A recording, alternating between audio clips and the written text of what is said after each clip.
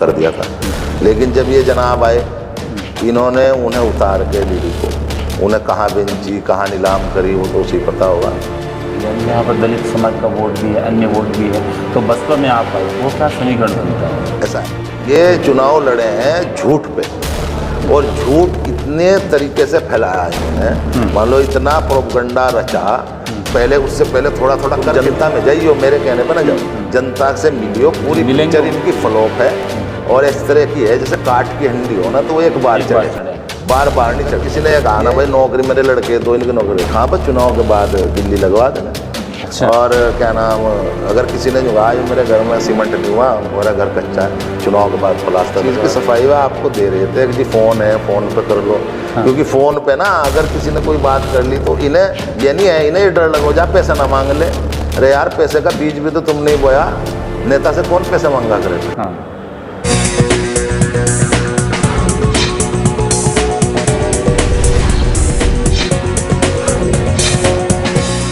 आपका जनादेश TV India में मैं आपके साथ इसराइल चौधरी। ननौता नगर पंचायत में एक बार फिर हम हाजिर हैं। हमारे साथ मौजूद हैं पूर्व चेयरमैन अफजाल खान साहब। जब ये करवट बदलते हैं तो ज़िले की सियासत में इनका जिक्र होना लाजमी है। काजी नोमान मसूद इस वक्त बसपा में हैं। उन्हीं के द्वारा अभी कुछ दिन पहले बहुजन समाज पार्टी अफजाल खान साहब ने ज्वाइन की है। ये सुगबुगाहट क्या है, यानी नगर पंचायत पालिका और इनके चुनाव होने नज़दीक है, इनकी तारीखों का ऐलान होना नज़दीक है, तो उसी की एक तैयारी है। किस तरह की तैयारी अफजाल खान द्वारा नगर पंचायत में चल रही है, और यहाँ पर इन्होंने, यानी जब ये पहले चेयरमैन हुआ करते थे तो यहाँ पर किस तरह का इन्होंने विकास कराया और कहाँ कमी रह गई थी जो अब की बार ये जो 5 साल गुजरे इनके हाथ से छूट गए, इस पर भी हम एक चर्चा करेंगे। और मौजूदा स्थिति क्या है नगर पंचायत की, क्या समस्याएं हैं और किन समस्याओं से नगर पंचायत नानौता की जनता इस वक्त जूझ रही है। सर, सबसे पहले हमारे चैनल में आपका स्वागत है। शुक्रिया। चेयरमैन साहब, पहला सवाल, पिछले 5 साल पूरे हो चुके, कुछ ही समय बचा है, तो इसमें मौजूदा स्थिति नगर के अंदर क्या है और किन समस्याओं से नगर जूझ रहा है और क्या कुछ नया हुआ है नगर के अंदर? देखिए, नगर के अंदर नया तो बहुत दूर की बात है। जो पुराने सिस्टम हमने चला रखे थे, जो भी विकास की, जो भी काम के मामलात थे और जो भी हमने किया, तो उसी को ये लोग फॉलो नहीं कर पाए। मैंने पहले भी अपने एक इंटरव्यू में बताया था, आपको भी बता रहा हूँ कि हमने यहाँ पे लोगों को सेवा के लिए, जबकि समाजवादी पार्टी की तरफ से एम्बुलेंस की सेवा थी 102 108, लेकिन उसमें भी काफ़ी टाइम तक आदमी को फ़ोन पे अपनी बायोडाटा देना पड़े था। इतने मान लो सवाल जवाब करो जाया करने थे, तो हमने सोचा कि भाई एक एम्बुलेंस नगर के लिए बनाई जाए, तो हमने एम्बुलेंस ख़रीदी थी।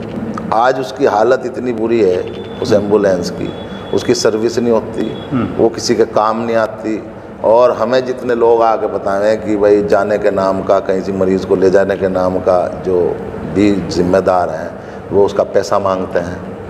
तो दूसरे हमने यहाँ से 40 फ्रिज लगाए थे, 5 गर्मी जाली 5 साल में हमने उनको लगाए, क्योंकि फ्रिज एक ऐसी चीज़ है, ये इनकी हर साल सर्विस होती है, क्योंकि 6 महीने ये बंद रहे, 6 महीने चलते हैं। तो इन्होंने उसकी सर्विस करा के उसे दोबारा चालू करने का भी काम नहीं किया। और अब से 20 साल पहले राकेश चेयरमैन थे यहाँ पे, उन्होंने बल्ब लगवाए थे खम्भों के ऊपर, ठीक, जो लाइट मतलब रास्तों पे जो चांदने के लिए बल्ब लगवाए थे। उसके बाद हमारे बड़े भाई साजमा खां चेयरमैन बने, उन्होंने बल्ब को उतार के सोडियम लगा दिए। उसके बाद फिर हम बने, हमने सोचा सोडियम ज़्यादा लाइट खावे, तो हमने उसे एलईडी लाइट लगवा दी। एलईडी लाइट 45 की लेके 25 की, 45 की, 60 की, 80 वाट तक की हमने एलईडी पूरे कस्बे में, मान लो सब जितने भी मेन रास्ते थे, छोटी बड़ी गलियों में, सब में जगमग कर दिया था। लेकिन जब ये जनाब आए, इन्होंने उन्हें उतार के एलईडी को, उन्हें कहाँ बेंची कहाँ नीलाम करी वो तो उसी पता होगा, लेकिन वापस बल्ब पे आ गए जो 20 साल पहले कस्मा था। नहीं, वो एलईडी कहाँ गई? अब वो तो उसका तो जवाब आप उनसे पूछो ना। उन्होंने नीलाम करी उतार के, अब बेच ली, अपने घरों में रख ली, मतलब कम से कम ऐसी थी 1000 एलईडी। तो उनका जवाब तो जब मामला बदलेगा, ऊपर वाले ने चाहा तो अगर हम वहाँ पहुँचे तो उसका हिसाब किताब तो हम कर लेंगे सारा, जानते हैं सब करना। पिछले 5 साल आप रहे, आपने बताया हमने एक एम्बुलेंस सेवा शुरू की, तो एम्बुलेंस तो आज भी चल रही है, वो बता रहे हैं कि एम्बुलेंस लगातार चल रही है कस्बे के अंदर, लेकिन खस्ता हालात होगी तो ये आप कह रहे हैं? हाँ, उसकी हालात इतनी खस्ता होगी। मैं ये कह रहा हूँ कि मान लो वो 5 साल चल गई थी तो कोई और नहीं ले लेते, अगर लोगों की सेवा के लिए एक और एम्बुलेंस ले लेते। हमारा खुद का टारगेट था, अगर दोबारा जनता हमें मौका देती तो हम एक और एम्बुलेंस उससे बड़े वाली लेने का हमने विचार करा। नगर पंचायत में आप भी अध्यक्ष रहे हैं, हमने उनसे सवाल किए थे कुछ नगर पंचायत के संसाधनों को लेकर, तो उन्होंने बहुत सारे संसाधन बताए। उन्होंने कहा पूर्व के चेयरमैन द्वारा यहाँ पर कोई संसाधन नहीं थे, हमने जेसीबी खरीदी, ट्रैक्टर खरीदा।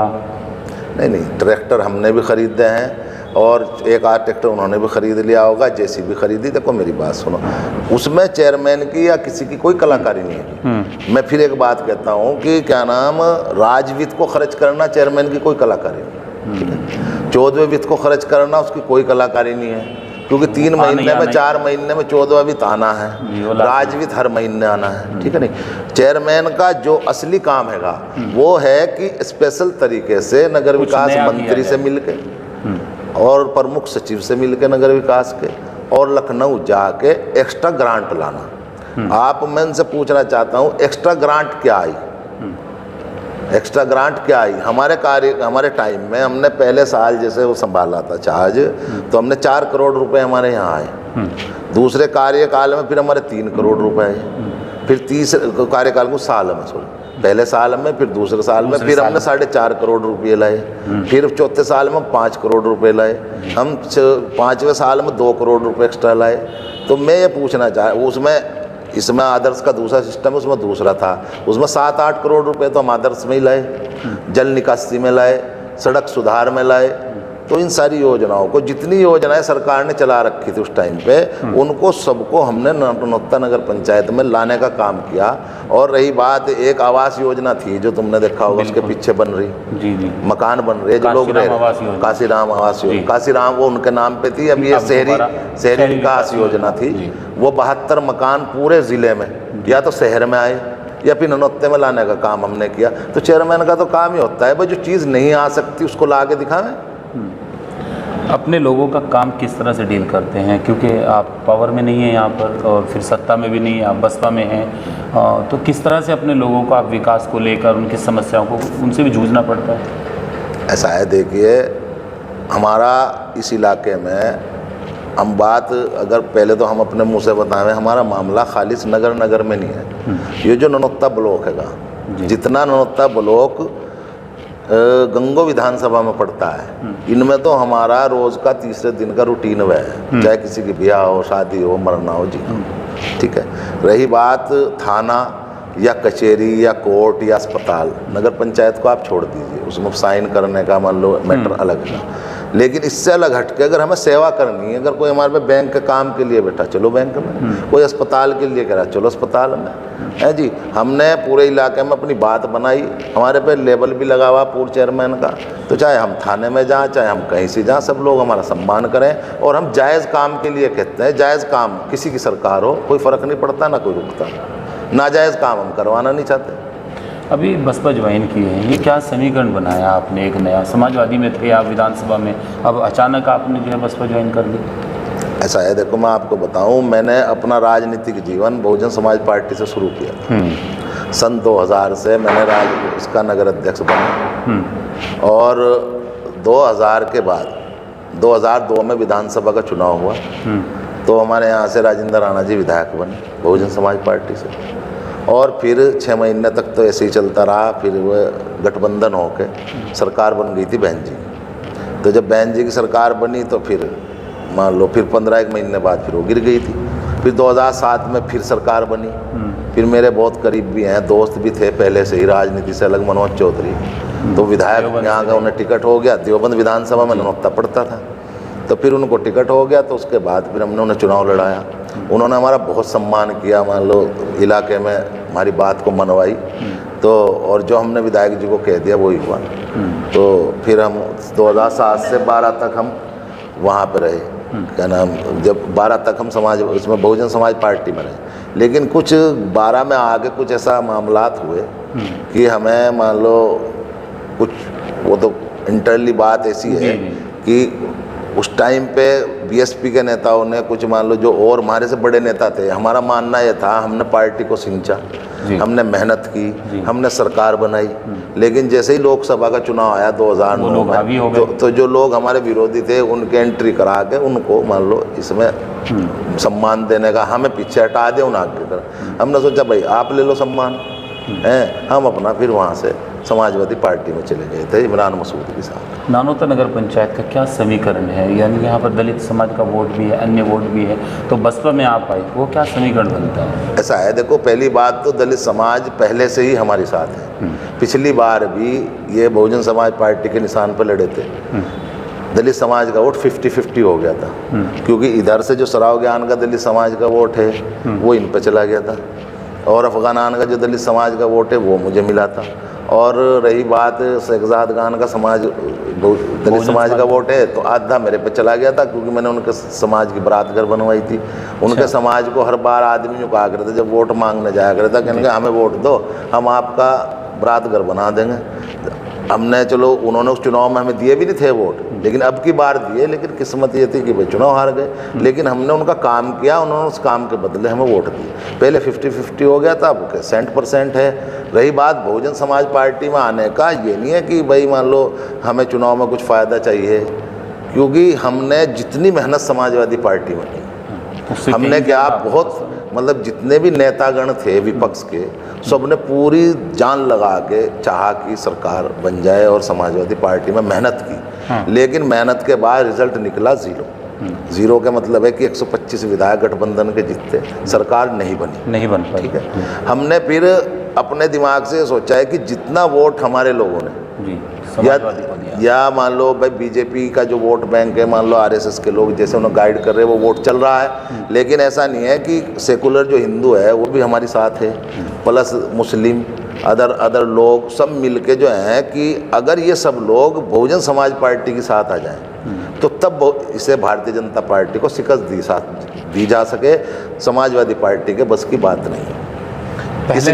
इसीलिए हमने मान लो ये नहीं, चुनाव तो हमने लड़ना ही है, चुनाव में यहाँ पार्टी बेसिस मान लो होता भी है, लेकिन इतना कोई असर नहीं है। यहाँ काम का मामला है, यहाँ चेहरे का मामला है। जो आदमी लोग मान लो जनता के बीच में, हम चुनाव हार गए, चुनाव हारने के बाद 5 साल में कोई एक आदमी हमें ये नहीं बता सकता कि हम इस गफलत में आए हों कि हम कुर्सी पे नहीं है। हमने किसी को ये कहा हो कि तूने हमें वोट नहीं दिए, हम तेरा काम नहीं करते। जिसने हमें वोट दिए थे उनका भी कर रहे हैं, जिन्होंने नहीं दिया था उनका भी कर रहे हैं। पिछला चुनाव जब आप हारे थे तो वो कितने वोटों के अंतर से आप चुनाव हारे थे, और किस तरह का समीकरण उस वक्त रहा था? ऐसा है, पिछली बार हमें 3740 वोट हमें मिले और 4500 के लगभग इनको मिले, तो ये 700-800 वोट का अंतर रहा। लेकिन मसला मैं आपको बता रहा था कि चुनाव ये उस बेस पे नहीं लड़े, ये चुनाव लड़े हैं झूठ पे, और झूठ इतने तरीके से फैलाया इन्होंने, मान लो इतना प्रोपगंडा रचा।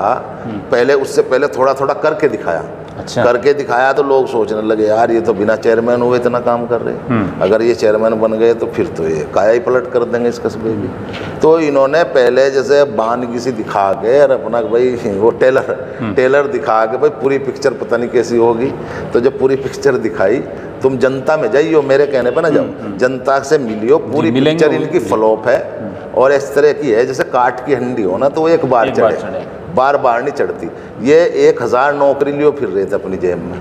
कहने लगे जी तुम हमें वोट, जैसी मरीज वैसी दवा। अगर किसी ने कहा ना भाई नौकरी मेरे लड़के दो, इनकी नौकरी, कहाँ बस चुनाव के बाद दिल्ली लगवा देना। और क्या नाम, अगर किसी ने जो कहा मेरे घर में सीमेंट नहीं हुआ, मेरा घर कच्चा है, चुनाव के बाद प्लास्टर लगवा देना। किसी का दरवाज़ा नहीं था, किसी का कुछ नहीं था। तो ये सब चीज़, और इन्होंने मान लो इतना अगजी मोटरसाइकिल देंगे, मोटरसाइकिल एक परिवार में एक मोटरसाइकिल देंगे, मतलब कुल मिला के इस कस्बे का ऐसा माहौल क्रिएट करा। और आखिर में फिर लोग जो बिकने वाले लोग थे, भाई वोट हमें बहुत लोगों ने दिया, तो लेकिन जो बिकाऊ माल था वो 2-2 हज़ार वोट पे, 1000 वोट पे, 1000 रुपये वोट पे आ गया। इन्होंने वो दे के अपना इनका भ्रम कर दिया। लेकिन लोग पैसे में नहीं आते, लेकिन इन्हें लग रहा था कि ये पैसे भी दे रहे और ये 5 साल लोगों का काम करेंगे। लेकिन इस इन्होंने विश्वास पे जब फिर लोग इनके पास गए हाँ। तो इन्हें ये लगा कि आदमी जा तो रहा काम को, इनको लगा यार ये पैसे मांगेगा, तो ये उससे लुकने लगे। तो वो लुकने की कंडीशन ये है, जो जिस चीज़ की सफाई वह आपको दे रहे थे कि जी फ़ोन है, फ़ोन पे कर लो। क्योंकि फ़ोन पे ना अगर किसी ने कोई बात कर ली तो इन्हें ये नहीं है, इन्हें डर लगो जा पैसा ना मांग ले। अरे यार पैसे का बीज भी तो तुम नहीं बोया, नेता से कौन पैसा मांगा करे था? भाई नेता को तो लोग चुनाव में चंदा दें, तुमने सिस्टम गलत चलाया तो लोग थारे पीछे पीछे हैं, तो दो पूरा फाड़ो उनका। क्योंकि इसका पूरा दो ही आदमी फाड़ सके, ये मखलूक हैगी, या तो अल्लाह ताला या सरकार, आदमी के बस का नहीं है। अच्छा, मौजूदा चेयरमैन साहब, मौजूदा कंडीशन क्या है, किस तरीके का समीकरण बनना है और किस तरह से अगली तैयारी चल रही है? कुछ आरक्षण को लेकर भी कोई पैच है यहाँ पर, लगता है कुछ ऐसा? नहीं, आरक्षण को है, देखो वो सरकार की नीति की बात है। सरकार अगर परसेंटेज के हिसाब से आरक्षण देगी तो सीट जर्नल है, ठीक है। और सरकार ने जैसे ग्राम पंचायत में पहले एक एजेंडा चेंज किया था, कहने लगे जी जो कोई कभी नहीं आई आरक्षित, तो उसमें फिर ये आरक्षित हो जाएगी। तो लेकिन सरकार ने पहले एक नियम गांव में जो लागू किया था, उससे फिर सरकार को बदलना पड़ा था। फिर वो संख्या पे आ गए थे कि जिसकी संख्या ज़्यादा वो सीट कर दो। क्योंकि हुआ क्या, उन्होंने ऐसी सीट कर दी गांव में कि जो गांव कभी पिछड़ी में नहीं आया था, उसे पिछड़ा कर दिया। वहाँ पिछड़ा एक भी वोट नहीं, अब लड़ेगा कौन? समझ गए? तो इसलिए सरकार ने वो नीति न ला के, मेरा मानना है कि सरकार वही वाली पहले वाली जो नीति है कि जिसकी संख्या ज़्यादा वो सीट जर्नल, और जिसकी जहाँ जो भी संख्या ज़्यादा, एक पूरे ज़िले में ननौत्ता नगर पंचायत ऐसी है जहाँ पे 52% जर्नल है। और इसके बाद तुम तीतरे चले जाओ, वहाँ 20% जर्नल है। उसके बाद आप गंगो चले जाओ, वहाँ पे 15% जर्नल है। उसके बाद तुम नकुड़ चले जाओ, नकुड़ है 35% जर्नल। उसके बाद आप जाओ चिल्काना में भी 10-12% जर्नल है। उसके बाद सरसावा चले जाओ, वहाँ भी 10-5% है। आप बहेट चले जाओ, वहाँ भी 10% है। देवबंद चले जाओ, रामपुर चले जाओ, शहर में चले जाओ, तो सबसे पूरे ज़िले में अगर परसेंटेज के हिसाब से जर्नल है, तो यहाँ पे क्योंकि हिंदू और मुसलमान दोनों बिरादरी की सब लोग रहते हैं। मान लो शेख सैयद, मुगल पठान, ठाकुर, ब्राह्मण, पंजाबी, तुम्हारा मान लो बनिया है जी, त्यागी, तो यहाँ सब लोग हैं। ये सारी जितनी बिरादरी है ना प्रकास्ट की, तो उनके के अंदर सब हैं, चाहे हिंदू के चाहे मुसलमान। तो इसलिए यहाँ 52% है, 3% हमारे यहाँ कुल SC है, और 45% हमारे यहाँ पिछड़ा। ये यहाँ का समीकरण है। अब बाकी जो सरकार का वो होगा तो पिछड़ा होगा, तो पिछड़ा भी लड़ावें, क्या दिक्कत है? हम तो राजनीति करनी, जब हम जिला पंचायत लड़ावें, प्रमुखी लड़ावें, ननौत्ता देहात का प्रधान लड़ावें, तो भाई कस्बे में क्यों नहीं लड़ावेंगे? फिर जो कोई होगा अपने साथियों में से सलाह मशवरा करके अपना फाइनल करके। जैसे मौजूदा हालात में अफजाल खान की पूरी तैयारी है, पूरी मजबूती के साथ पूरी तैयारी है। और चुनाव में लोग ये कहना कि जी क्या नाम भाई फला से मुकाबला, हकीकत बता रहा है इजराइल भाई, आप हिंदू मुसलमान से सबसे मिलना जाके, जिससे पूरी ओपन हो के बात करना, ठीक है नहीं?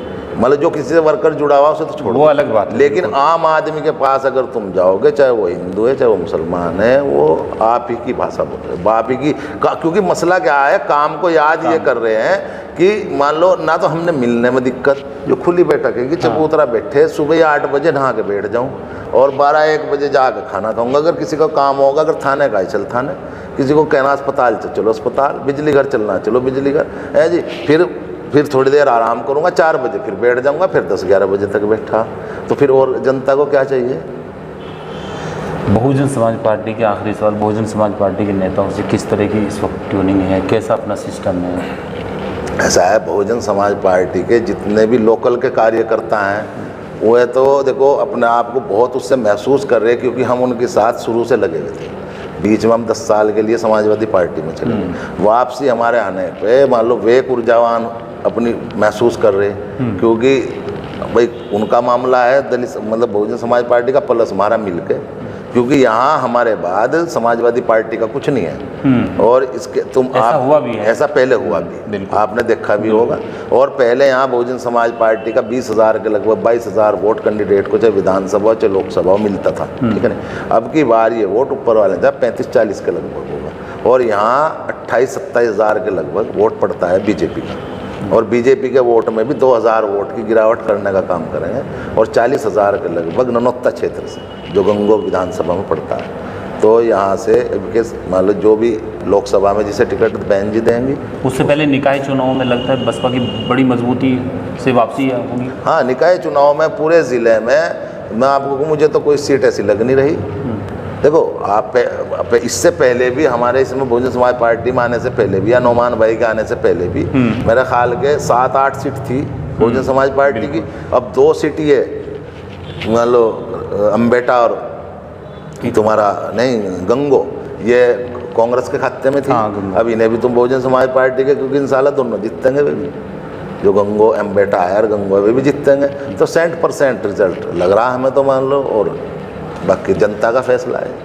चलिए, ये हमारे साथ अफजाल खान पूर्व चेयरमैन, जिन्होंने बड़ी बेबाकी से अपनी बात रखी और इशारों में नगर पंचायत के चेयरमैन जो मौजूदा नसीम फातिमा हैं, उनके पति, उनके प्रतिनिधि सरफराज अख्तर पर भी इशारों में राजनीतिक मंझे हुए खिलाड़ी हैं, पुराने राजनीतिक हैं और सियासत में अपना अलग दखल रखते हैं ज़िले के अंदर।